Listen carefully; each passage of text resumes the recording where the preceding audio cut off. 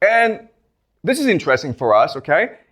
Another sign of decline is growing financialization. We talked about this last class, right? Well, guess what's happening? In the stock markets throughout the world, it's booming, okay?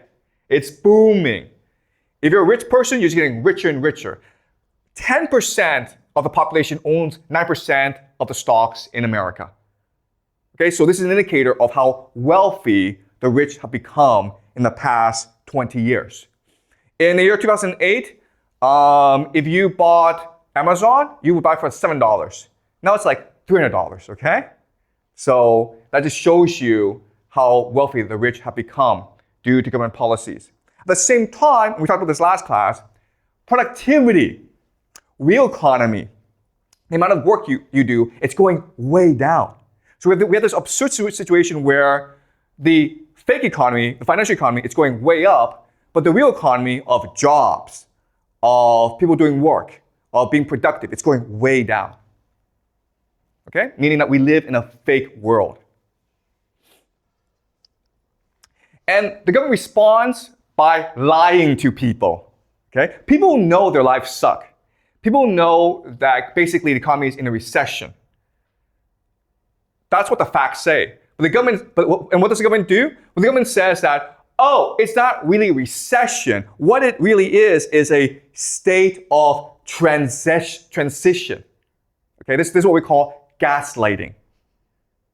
This is blatant gaslighting. Rather than just say, you know what, the economy is in trouble, and we feel your pain, and we're going to work hard to solve the problem, they're telling you, no, it's not black, it's white, guys. You're lying, your eyes, they're lying to you. Don't you see? You're not seeing clearly. Get new glasses and your life will be a lot better. That's like literally what they're telling you. Debt, right? We talked about this last class as well. This is US debt. You can see how the debt is just booming, okay? So up in the year, until the year 1980, for 200 years, America's existence, there was very little debt. Now, look at this, okay? America right now is $37 trillion in debt. That's the government, okay? The people with the credit card debt, with the mortgages, they owe $17 trillion. They're never paying that off. So basically the middle class in America, it's finished. Okay? The government has no more resources. This is what decline looks like. No one's having children anymore, okay? So the world sucks and young people are like, screw this, I'm not having kids. Okay, and this is happening throughout the world. Canada is selling its resources to outside investors. Okay, so oil is a big Canadian resource. As you can see, a lot of the big players in Canada are actually American or overseas. When it says Canada, it usually means British people. So Canadians don't even own their own resources anymore. So let's summarize what we've learned today. Okay? Let's look at the signs of Western decline. You've got higher property prices. This is happening throughout the Western world. Inflation and lower quality of life. Higher stock market valuations, which means greater inequality. Less real economic growth, less and less people are doing real jobs. Euthanasia for the poor, just killing off the poor people. Mass immigration, population replacement. Lower birth rate, greater public and private debt, bureaucratic gaslighting. When the government no longer acknowledges problems, it just lies to you directly. And privatization, asset stripping, okay? So all this is happening in the Western world. The question now is, why would this happen? And there are different theories, okay? And we'll go over some of the major theories. There's lots and lots of theories. We'll go over the major ones. And there's going to be overlap between these theories. And some of these theories make a lot of sense, okay? So one major theory is the idea of neoliberalism. The idea of neoliberalism is the belief that all that matters in society, all that matters in life is economic growth. If your society can generate more economic growth, all problems will be solved, okay? So if your economy runs really fast, then everyone will be happy. That's the idea of neoliberalism. Then you have techno-feudalism, which is the idea that some big corporations, usually these tech companies, they want to control the world. And so they want to turn everyone into slaves. And if you don't have a house, you don't have your own property, then you can be controlled by these companies, okay? Techno-feudalism. World government, where the United Nations has this conspiracy to control the entire world, to destroy national sovereignty and create a world unified government, okay? Population replacement theory. And the idea here is that the problem for governments in the Western world is that white people are opinionated. They believe in democracy. They believe in freedom. And they're hard to control. So let's replace the white people with Chinese and Indians and Filipinos, because Asian people are more obedient, right? That's the idea. And again, these are just theories. I'm not saying they're right or wrong. Okay? And we'll go into these theories later on the semester. Now, the last reason is bureaucratic incompetence. Just the government is just stupid. Okay? Now, there is some overlap among these theories, and there's some validity to all these theories. But what I want to show you is that there's actually a much better way to analyze this. Whenever you have a problem, you always ask yourself, who benefits? Who is benefiting from this, right? So when we're talking about housing prices, well, clearly property owners are benefiting from this, right? So if we took all the groups, okay, and there's like millions of different groups in society, and we just analyze who benefits from all these trends that we discuss, the answer you would get is rich pensioners. These are the people who benefit the most from these trends. And therefore, we can suspect that they're the ones behind these trends, okay? So let's go over them. Property prices make sense, right? Because they're old, they have houses. They probably have 2 or 3 houses. So they want to see the property prices go up. Higher stock market valuations make sense because they own the most stocks. Euthanasia for the poor makes sense because they want good medical care. If poor people are standing in line, that's a problem for them, right? So just kill the poor people and they'll have better access to healthcare. Right? If that frees up the healthcare system, mass immigration means cheap labor. If they're old, they're 70 or 80 years old, they need gardeners, they need cooks, they need nurses. Right? Immigrants. Do you guys want to be gardeners and cooks and laborers? You don't want to be, so we have to bring in immigrants. And everything else, okay? Inflation, economic growth, lower birth rate, gaslighting, it doesn't really affect them. Does that make sense?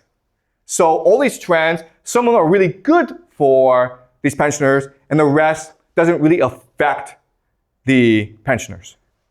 And that's why we can assume, for analysis, that's the rich pensioners who are most responsible for what's going on. Does it make sense to you guys? All right. So how can we understand this? Well, the problem that we're facing is never in human history have we had so many old rich people before, okay? And you can see these trends where in the year 1900, people who are 75 and older were just a small fraction of society. But you can see how fast they're growing, okay? Over 60 years old, really growing really fast. There's a problem because if they keep on living, they accumulate more and more resources, which creates a lot more inequality. Now, I'm not saying that all old people are rich. In fact, that's not the case. If you just look at statistics, you will find that wealth is pretty much evenly distributed among demographics, okay? So there are young people with a lot of money, but there are more old people with money. Okay? So there are lots and lots of old people, the purple are old people who are poor. I'm not saying that old people are the problem, I'm saying that old rich people are the problem. They're a problem because they want their pensions. The pension systems in all societies made assumptions about old people. The major assumption that they made is that old people would die, right? So, for example, in Canada, when they first created the pension system, the retirement age was 65, and they expected people to die when they're 72. So you have 5 to 7 years of a good pension, okay? Guess what, guys? They're not dying, right? And that creates a huge problem with your pension plan. And you can see how these liabilities are going up over time. These are teachers, and as you can see, the liabilities are going way up. Why is this happening? It's happening because of something called assumption changes, okay? So two assumptions are being made. First is that old people will die. Well, they're not dying. The other assumption is that if you put money in the stock market, it will year by year improve, right? The problem is that there's volatility in the stock market. It goes up and goes down.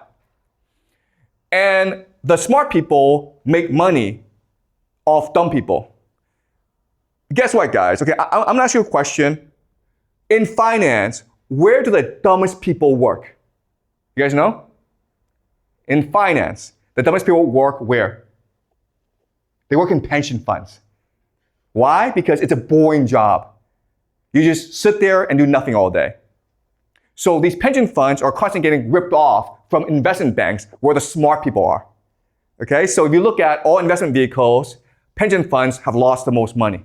And this has created huge issues within government pension funds throughout the world. Okay, so as you can see, there's volatility in returns in the pension fund. Okay, when you put the money in, the returns will differ year by year, and that screws up your model. If you're a young person, do not put money in the pension fund. Why? Because the value of the pension fund is going drastically down.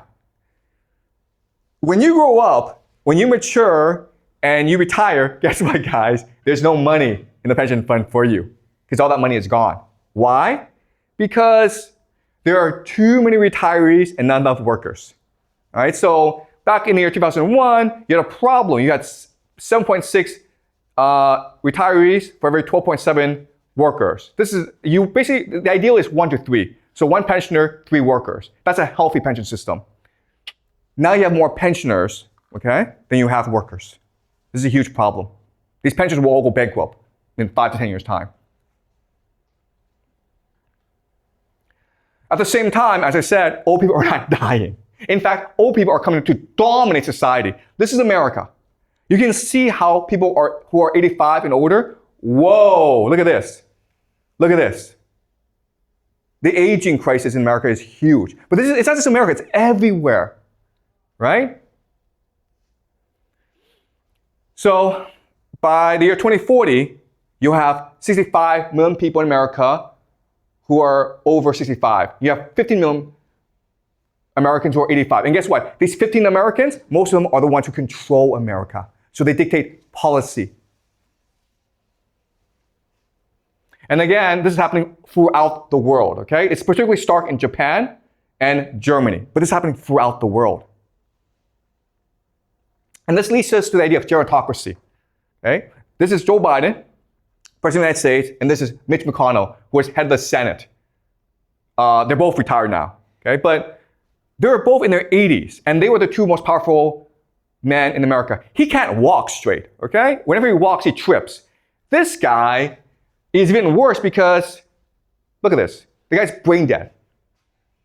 The guy is literally brain dead in public, okay? He'll be like, and like, no matter what you do, he's like, this is brain dead, okay? This is a brain freeze. The guy should not be one of the most powerful men in America, but he is. That's the world we live in, because he will not give up power. This is Dianne Feinstein. She died in office. She was 90 years old. She was 90 years old, and she was still working, and she died in her office. And she was a senator in the United States. These people are literally fighting for life. Okay? They refuse to give up power. They only give up power if they die. This is the US Senate, again, the most powerful political institution in America. These are people who are above the standard retirement age, which is 62, okay? This guy's 90 years old and he's still working. 90 years old and he's still working in the Senate. And he doesn't want to retire. Chuck Grassley. What does it mean to have a world run by old people? Now, maybe in school, maybe at home you've been taught that old people are wise. They're tolerant. They're generous. They're benevolent. No, guys. No. The difference between these 3 generations, young, mature, and elderly, are pretty stark. If you're young, you're rebellious. You want to change the system. If you're mature, you want things to move slowly, okay? But if you're elderly, you're reactionary, meaning you don't want anything to change. Okay? If you change anything, they get upset and slap you. That's reactionary. Young people are creative. Mature people want growth. But elderly people care first and foremost about safety. Young people are open-minded. Mature people want consensus, meaning they want everyone to get along. But elderly people are stubborn. They want things their way. So we are now living in a gerontocracy which is ruled by elderly people, okay? So we're going to live in a reactionary, stubborn system only concerned about the safety of these people. And so what does that mean? Well, it means that the world will go into lockdown. When there's a virus, guess what? We're all going to have to shut down because old people are afraid of catching germs. It will also lead to a police state. Okay? Now, police state does not mean that there'll be terrible police coming to beat us up. In fact, if in real life, most police that you meet are really, really nice people. But you'll have no individual freedom. Okay, so let me give you an example of this. So in Canada, a Chinese moved to Canada, and she bought a house, and her son is very naughty. And her son was so naughty that she wants to slap him. But she knows that in Canada, you can't really slap children, even in private, right? So she goes online and asks everyone, can I slap my child? And everyone's like, you can't do that because if you do that, your neighbors will report you to the police. But what you can do is report your child to the police. Tell the police your child is naughty and they'll come and help you discipline your child. In fact, you can get the police to come every single week. They'd like that. This is what we call a police state, okay? Intrusive government interference into your personal lives. Oh, and lots of surveillance, okay? Wherever you move, you'll be tracked. Whatever call you make, you'll be tracked. In 2003, Britain passed something called the Online Safety Act. And the idea is, if you say anything bad online, you can get arrested. Okay, so the freedom of expression is being limited. This passed in 2023 in Britain, but I assume it will pass everywhere in the Western world. Digital currency. The idea of digital currency is the idea of financial repression. So they're trying to eliminate cash because with cash, there's freedom. You can do whatever you want with cash. You can buy whatever you want for how much you want with cash. But with digital currency, all your transactions will be limited and monitored. Okay? So in the future, you will not be able to buy video games because that's bad for you. Oh, microchip implants, guys. Right? Isn't that great? Before you had cell phones, then you had facial recognition, and in the future you have implants, microchip implants. Immigrants, lots and lots of immigrants, because rich pensioners need help. They need nurses, they need laborers, they need gardeners, they need people to mow their lawn. So you have massive immigration coming into the country. Oh, but good news, okay? It'll be easier for you to study in America from now on, right? Today, Trump announced he wants 600,000 Chinese students to go to the United States, right? Before you guys were worried about not getting your visas and getting denied at the border, don't worry, guys. They want you to go to the United States because you guys are the best labor, okay? You're cheap, you're obedient, and you're studious, and you're young. Okay? So this is the plan, to let in more Chinese students into America so you guys can take care of elderly people. Isn't that great? Good news, right? Oh, lots and lots of prisons, guys. Okay? Because elderly people are afraid of criminals. And also, prisoners are free labor. Isn't that great? Oh, and one more thing. War after war after war. All right? This is what it means by death by gerontocracy. This is what it means to live in a world governed by elderly people. Elderly people are perfectly happy to send young people to die for their glory. All right? Okay. Pretty depressing, but don't worry, things will get even more depressing as we go along.